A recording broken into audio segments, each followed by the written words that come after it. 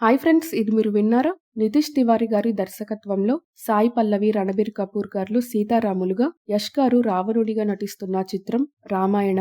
ఈ సినిమాకి నమిత్ మల్హోత్రా గారు నిర్మాత. అయితే ఇటీవల ఈ చిత్ర నిర్మాత నమిత్ గారు ఓ ఇంటర్వ్యూలో పాల్గొన్నప్పుడు రామాయణ చిత్ర బడ్జెట్ గురించి తెలిపారు. తనేమన్నారంటే, మేము ఎవరి నుంచి డబ్బు తీసుకోవడం లేదు.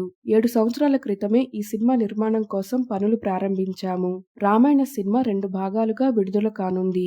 2 భాగాలు కలిపి సుమారు 4,000 కోట్ల బడ్జెట్ అవుతుంది. ఈ ఇతిహాసాన్ని ప్రపంచమంతా చూడాలి. ఆ లక్ష్యంతోనే ఈ చిత్రాన్ని భారీ స్థాయిలో నిర్మిస్తున్నాం.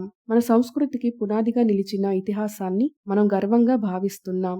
ఈ సినిమాని సాధ్యమైనంత గొప్పగా తెరకెక్కించనున్నామని నమిత్ మల్హోత్రా గారు వివరించారు.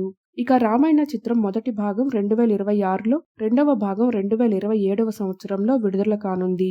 ఈ చిత్రానికి హన్స్ జిమ్మర్, ఏఆర్ రెహమాన్ గారు కలిసి సంగీతాన్ని అందిస్తున్నారు.